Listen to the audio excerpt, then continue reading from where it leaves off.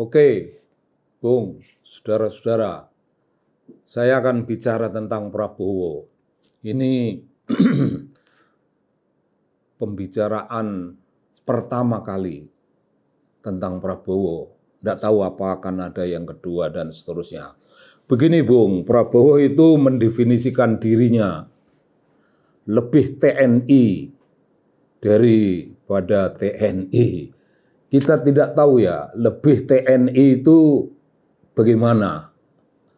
Lebih TNI daripada TNI. Ya, kira-kira begini ya, yang namanya TNI, yang namanya Tentara Nasional Indonesia, yaitu pastilah tokoh-tokoh yang heroik, selalu heroik dalam sepak terjangnya, apalagi di masa-masa kritis dalam pertempuran. Ya, dia pembela tanah air, dia tokoh pejuang, dia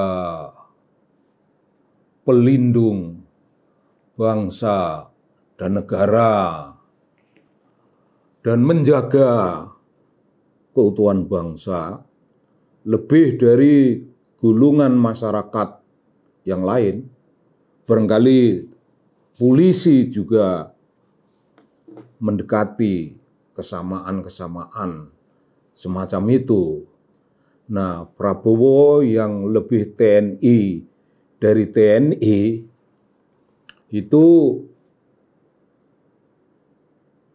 di mata orang seperti saya, karena saya melihat Prabowo ya baru akhir-akhir ini, sepak terjangnya ya baru akhir-akhir ini, mulai dari pemilihan umum tahun 14 dan dilanjutkan pemilihan umum berikutnya tahun 19. Itu langgam sikapnya sama saja. Kelihatan agak relatif monoton. Prabowo seperti orang yang tidak punya banyak peci, tidak ganti-ganti pensi. Ya, ini simbol dari luarnya, yaitu itu. Lebih TNI daripada TNI, terasa oleh saya bahwa Prabowo itu fleksibel. Dalam soal ideologi, Bung, agak aneh menurut saya bahwa seorang TNI kok begitu fleksibelnya tentang ideologi. Fleksibel sekali. Oh, dia baik sekali sama para kadrun. Prabowo lah yang berjanji kalau dia menang bisa menjadi presiden, dia sendiri yang akan menjemput Rizik di negeri Arab. Bukan menang dan akan mengatasi kelompok-kelompok radikal itu. Akan gue sikat. Tidak boleh, di negeri ini tidak boleh ada dua ideologi. Di satu negara cukup satu ideologi.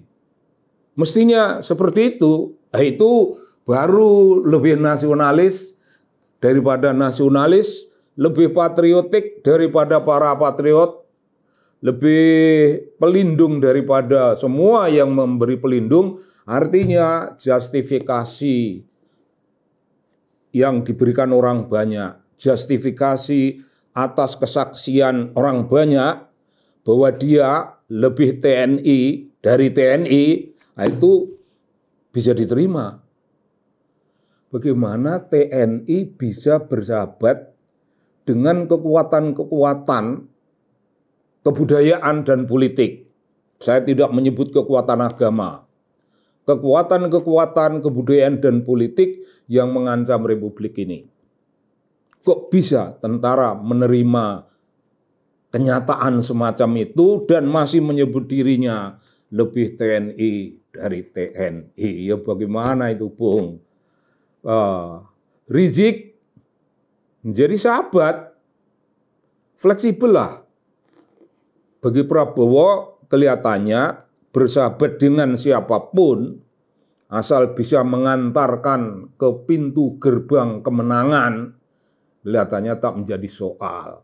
Lalu negara itu akan bagaimana nantinya?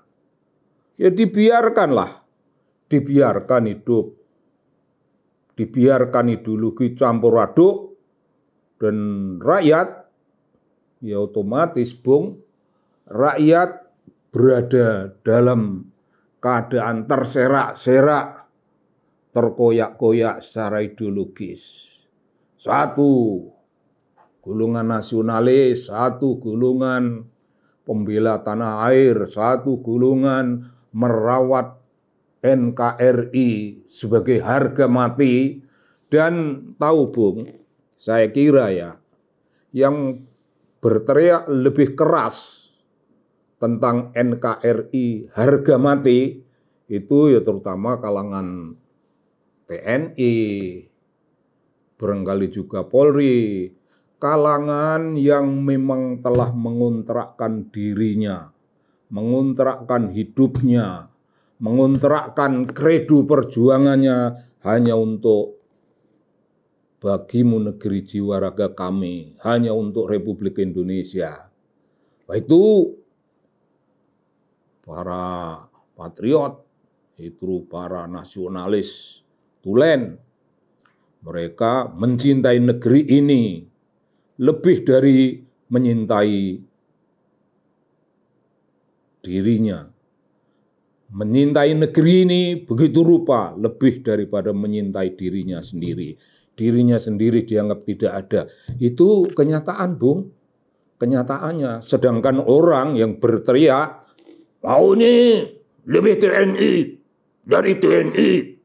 Ya, tapi kok bersahabat sama para perusak ideologi negara, bersahabat dengan orang-orang, gerombolan manusia, mempunyai ideologi untuk menghancurkan negara. Bagaimana, Bung? Logikanya ada di mana itu? Apakah Fadlizon tidak bisa mengingatkan hal itu? Fadlizon kan orang hebat. Mengapa tidak memberi saran? Mengapa tidak menyampaikan sesuatu bahwa ini ada paradoks antara yang dikatakan dan yang dilakukan? Semacam gitu, Bung. Saya akan jemput Rizik dengan pesawat saya sendiri. Saya akan jemput. Gimana, Bung? Ngeri sekali saya. Ngeri sekali. Dan mulai pada awal-awal mengenal Prabowo yang begitu itu, saya kecil hati. Satu-satunya cara untuk tidak kecil hati ialah kalahkan Prabowo. Ya, doakan Pak Jokowi, dukung Pak Jokowi supaya Prabowo dikalahkan. Bung, satu kenyataan yang lain lagi. Sudah dikalahkan oleh Pak Jokowi dan diangkat oleh Pak Jokowi menjadi Menteri Pertahanan. Menteri Pertahanan. Ternyata beliau juga menunjukkan sikap fleksibel, baik hati pada Pak Jokowi. Tidak aneh-aneh. Jadi bagaimana, Bung? Kepada Rizik dan golongannya, gerombolan-gerombolannya, kepada HTI dan gerombolan-gerombolannya, kira-kira dia akan harmonis? Kira-kira akan memberi akomodasi, kira-kira akan menawarkan peluang-peluang ini dan itu. Yang penting dia tidak diancam, yang penting masa jabatannya, kalau itu ada masa, ya diselamatkan. Kira-kira dia akan seperti itu kepada golongan Rizik, golongan FPI, golongan HTI, dan golongan apapun yang mengancam Republik Indonesia.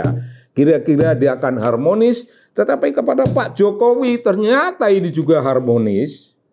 Ya menyanjung Pak Jokowi. Menyanjung, menganggap Pak Jokowi panglimanya dan menganggap Pak Jokowi atasannya tanpa sesuatu kritik.